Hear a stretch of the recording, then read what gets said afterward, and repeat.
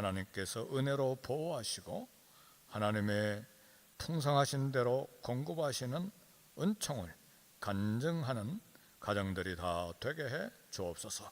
특별히 일터에 우리 하나님 돕는 손길을 보내주시고 하나님이 역사하시는 놀라운 은혜를 체험하고 간증함으로 소득이 증대되어 일용할 양식 삼을 뿐만 아니라 미국 이민생활 감당하게 하시고 하나님 기뻐하시는 일에 마음껏 쓰고도 남음이 있게 해 주옵소서. 감사하고 예수님의 이름으로 축복 기도하옵나이다. 아멘.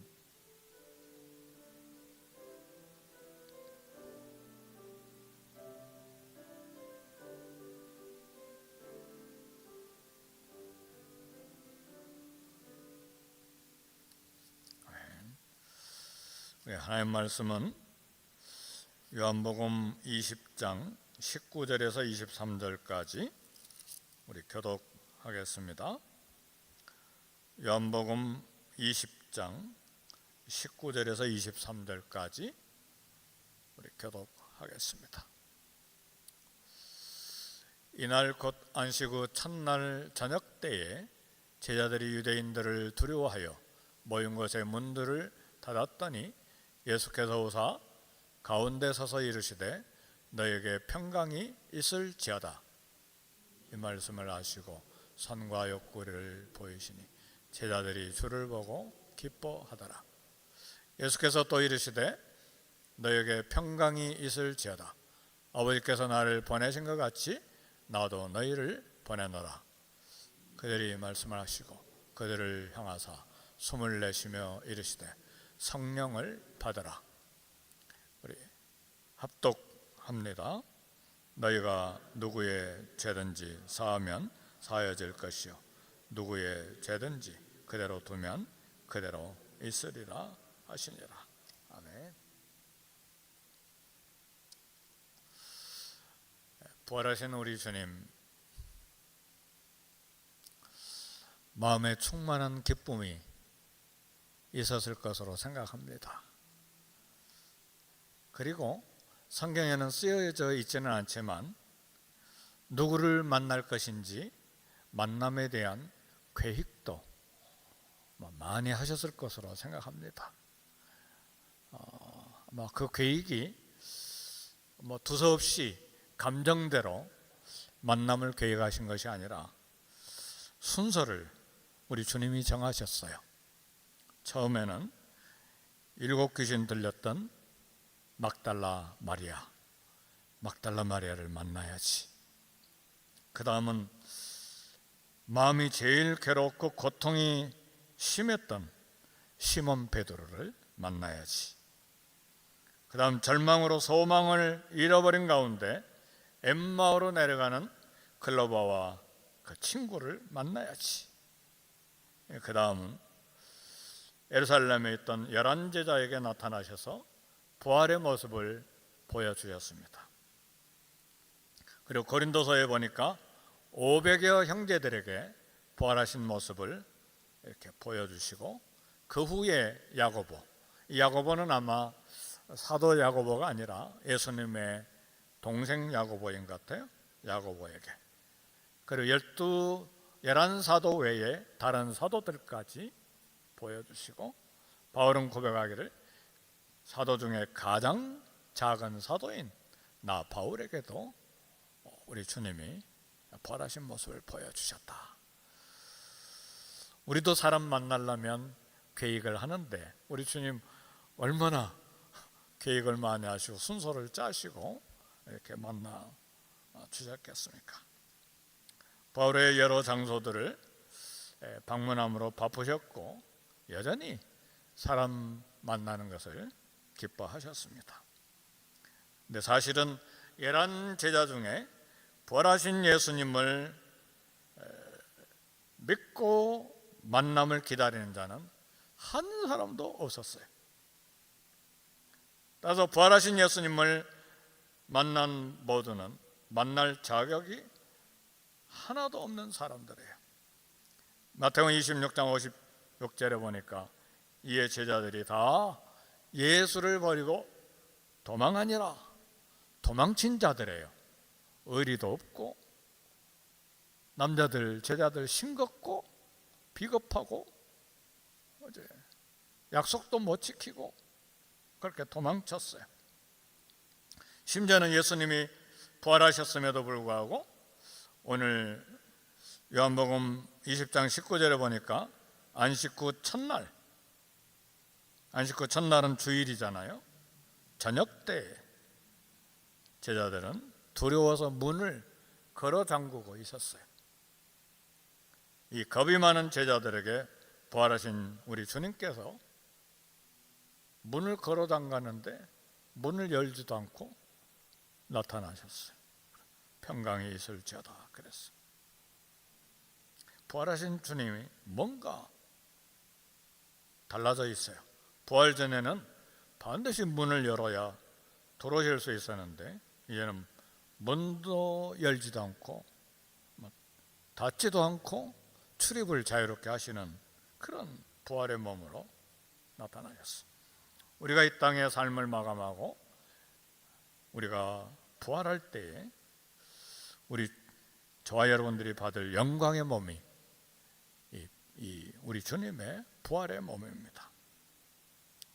첫 번째로 생각할 것은 평강이 있을지어다입니다. 두려워하는 열한 제자들에게 하신 우리 부활하신 주님의 첫 번째 말씀은 너에게 평강이 있을지어다. 두려워서 문을 걸어 잠그고 몰래 모여있던 제자들에게 주신 말씀입니다. 제자들의 마음에는 충격, 혼란, 두려움, 슬픔, 복잡한 마음 가운데 있었을 뿐만 아니라 유대인들이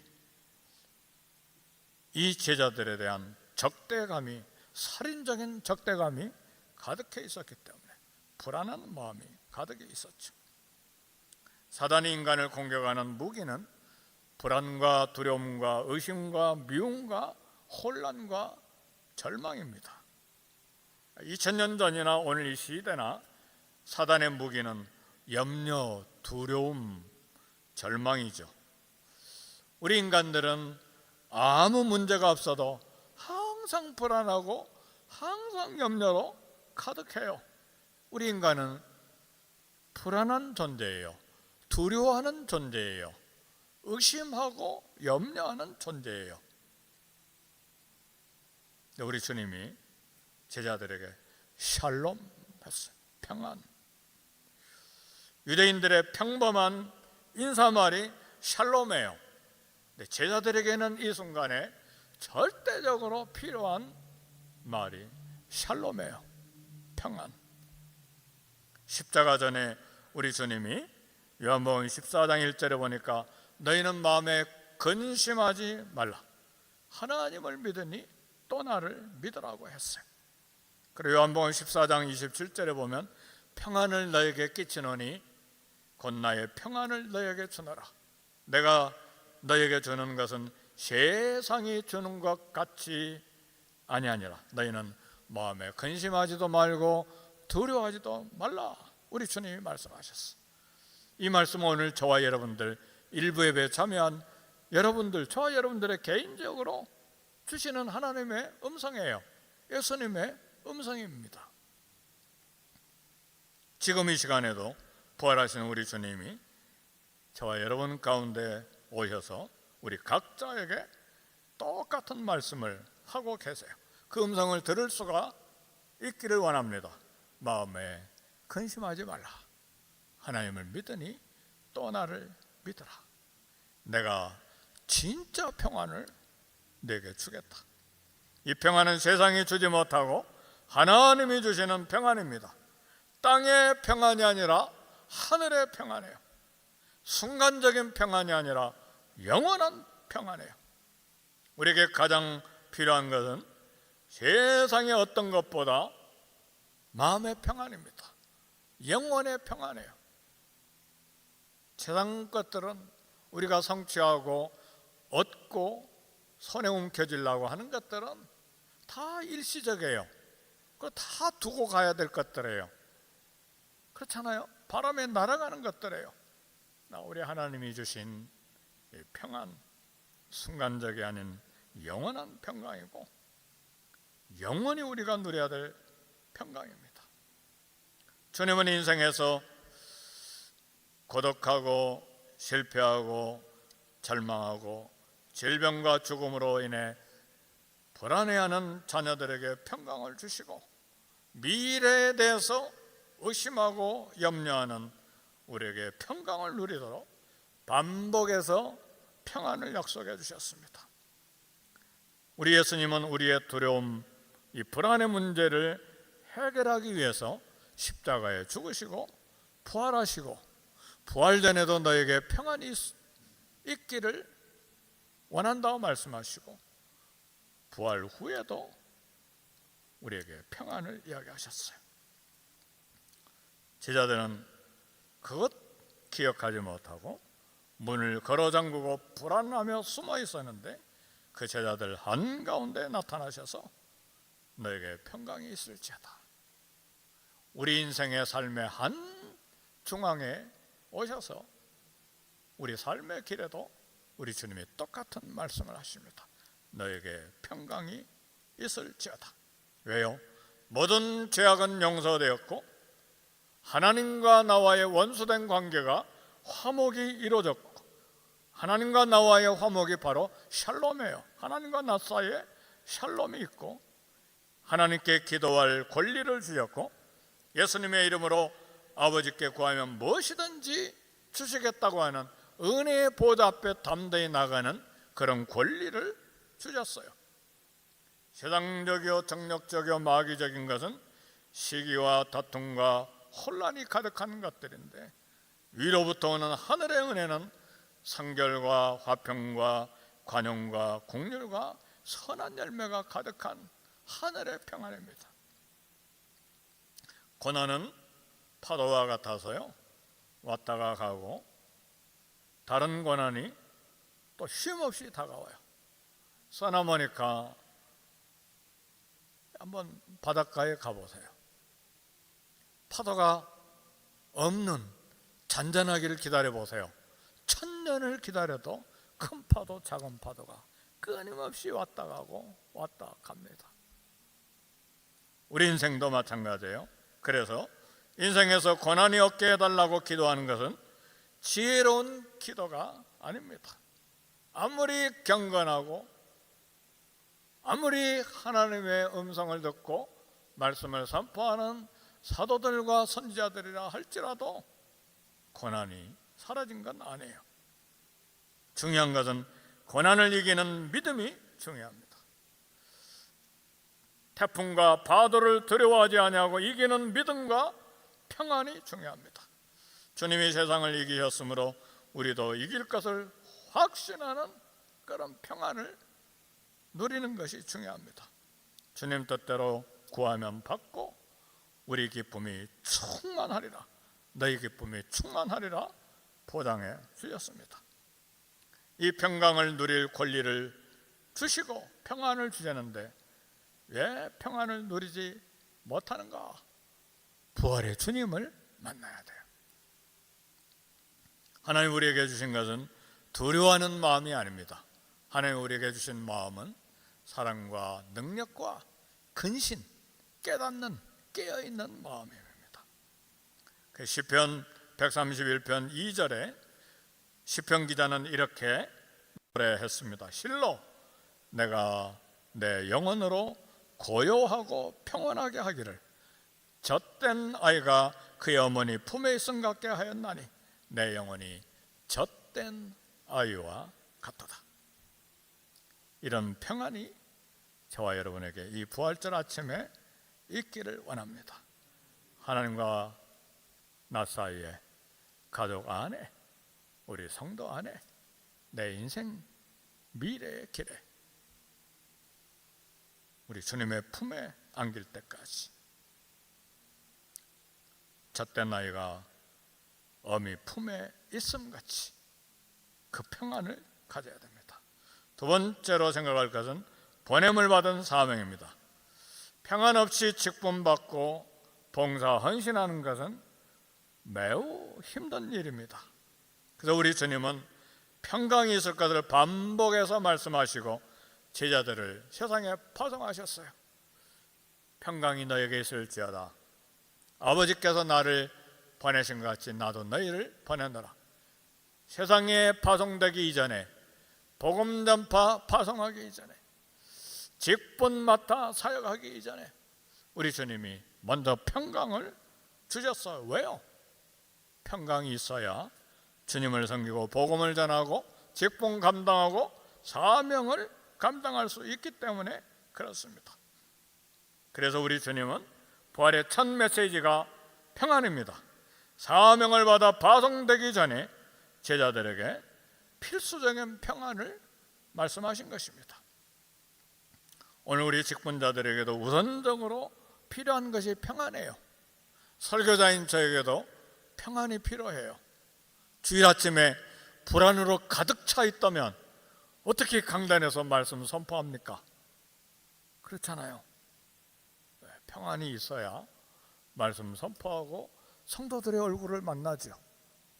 주님을 섬기는 것도 마찬가지예요. 평안이 없이 어떻게 성도들을 만나고 부엌 봉사하고 여기저기 파킹라드에서 교회 구석구석에서 주님을 섬길 수가 있습니까? 네. 하나님 우리에게 평안을 주시는 것은 우리를 파송하기 위한 것입니다. 하나님이 모세가 죽은 후에 후계자 여호수아에게 사명을 주시면서 강조하신 것은 평안입니다. 여호수아서 1장 9절의 말씀 보니까 마음을 강하게 하라, 담대하라, 두려워하지 말며 놀라지 말라. 이것이 리더십을 가질 수 있는, 리더십을 행사할 수 있는 중요한 영혼의 그리고 마음의 생각에 중요한 하나님의 축복이요 은혜입니다. 여호수아에게 어디로 가든지 함께 하시겠다고 약속하셨습니다. 사명자는 떠나기 전에 평안이 있어야 되고 직분자는 봉사하기 전에 평안이 있어야 됩니다. 얼마나 중요한 부분인지 몰라요. 그래서 우리는 끊임없이 기도하는 것이죠. 사명을 감당하기 위해서, 직분 감당하기 위해서, 복음 전파를 위해서. 환경과 일터와 사람은 끊임없이 우리에게 긴장을 줍니다. 그래서 일꾼의 마음에는 평안이 있어야 돼요. 하나님께서 우리에게 건강을 주시는 이유는 하나님의 일을 하라는 이유가 있습니다. 하나님께서 우리에게 경제력을 주시는 이유는 하나님을 위해 물질 봉사하도록. 하나님은 우리의 개인적인 육신의 욕망을 위해 사용하라고 우리에게 건강과 환경을 주신 것이 아닙니다. 하나님께서 우리에게 돈과 명예와 지식과 신분을 주시는 것은 그것으로 주님께 영광을 돌리도록 하기 위한 것입니다. 오늘 우리가 부활의 영광과 소망을 갖는 것은 하나님의 일을 하기 위한 것입니다. 우리 기독교의 최대의 만족과 삶의 충만은 평안을 선물로 받고 일꾼으로 보냄을 받는 것입니다. 주님의 부르심을 받아 가난한 곳, 병든 곳, 낮은 곳으로 보냄을 받아도 우리는 평안이 있기 때문에 만족감이 있고 순종을 할 수가 있습니다. 우리가 심부름으로, 부엌으로 청소하러 가거나 어떤 사람을 만나러 가거나 복음을 전하는 이 모든 일이 삶의 충만함으로 감당할 그런 용기가 있는 것은 하나님 우리에게 주신 평안, 그리고 우리가 평안 속에서 보냄을 받았기 때문에 그렇습니다. 아버지께서 예수님을 보내신 것처럼 예수님의 보내심을 받아 우리도 가는 것입니다. 하나님은 불안과 두려움과 염려가 있는 사람을 찾아가는 일을 위해서 평안을 주십니다. 내가 불안한데 어떻게 다른 사람을 찾아 위로하고 격려하고 그의 영혼을 세울 수가 있습니까? 지난날에 우리 실수와 허물을 생각한다면 부끄럽고 죄책감만 가득하시오. 큰 소리로 장담했지만 실상은 회피하고 도망하고 이기심이 가득한 우리 과거의 삶이죠. 수년 동안 직분받았지만 봉사, 수고, 헌신에 부실한 것이 가득하지요. 사랑과 용서와 국률과 관용보다 불평과 미움과 비난으로 가득한 과거죠. 물질 봉사도 부실하고 시간 봉사도 인색하고 기도 생활도 구멍이 성성해서 부끄럽기만 하죠. 세상 집착하며 필요한 것 채워달라고 때를 쓴 것밖에는 없죠. 그러나 이 아침 부활주의를 맞이하여 부활하신 예수님이 우리 앞에 계시는 것은 평안을 주시고 우리를 보내시기 위한 것입니다. 담대함을 얻고 충만한 평안을 가지고 주님의 보내심을 받아 쓰임 받아야 됩니다. 사랑하는 성도 여러분, 사도 요한은 반모섬에서 부활하신 주님이 촛대 사이를 거니시는 것을 보았습니다. 부활하신 주님을 보았을 때 사도 요한은 그 발에 엎드려져서 죽은 자처럼 되었습니다. 요한계시록 1장 17절에 보니까 그가 오른손을 내게 얹고 이르시되 두려워하지 말라. 나는 처음이요 마지막이니 내가 본 것과 지금 있는 일과 장차 될 일을 기록하라. 사도 요한은 주일에 주님의 성령으로 감동되어 주님의 음성을 들었습니다. 썩은 시체처럼 엎드려진 요한은 두려워하지 말라는 주님의 음성을 받았습니다. 이 부활절 아침에 주님이 우리를 찾아오신 것은 책망하기 위한 것이 아니고 오늘 이 부활절 아침에 우리 주님이 저와 여러분에게 임재하시는 것은 성령 충만을 위한 것입니다. 세 번째로 생각할 것은 성령을 받으라예요. 그래서 오늘 본문 요한복음 20장 22절에 보니까 이 말씀을 하시고 그들을 향해 숨을 내쉬며 이르시되 성령을 받아라. 평안을 말씀하시고 아버지께서 나를 보내신 같이 나도 너희를 보내노라 파송하시고 이 말씀을 하시고 그들을 향해 숨을 내쉬며 이르시되 성령을 받아라 그러셨습니다. 성령이 오시면 영원토록 우리와 함께 계시고 우리 속에 계실 것을 약속하셨습니다. 에스겔 골짜기 환상 37장에 보면 마른 뼈에 하나님의 생기가 들어갈 때 큰 군대가 됐습니다. 예수님께서 성령을 불어넣어 주실 때에 제자들은 사명을 감당할 능력으로 충만함을 입게 되는 것입니다. 오순절 성령 강림 이후에 성령님은 우리에게 오셔서 능력을 주셨습니다. 우리 무기력에 생기를 주시고 우울한 마음에 충만한 삶으로 채우십니다. 성령님은 눌리고 억압된 마음에 자유를 주시고 절망에 소망을 채우십니다. 그래서 로마서 15장 13절 보니까 소망의 하나님이 모든 기쁨과 평강을 믿음 안에서 너에게 충만하게 하사 성령의 능력으로 소망이 넘치게 하시기를 원하노라 말씀하셨어. 소망의 하나님 우리 모두에게 저와 여러분에게 기쁨과 평강 충만하게 해주십니다. 그 능력으로 우리 안에 소망으로 충만하게 넘치게 해주십니다.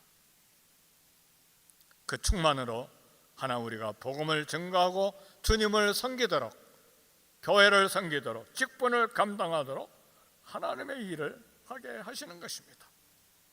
오늘 이 부활절 아침에 주님은 못에 박힌 손, 발, 창에 찔린 옆구리를 제자들에게 보여주셨습니다.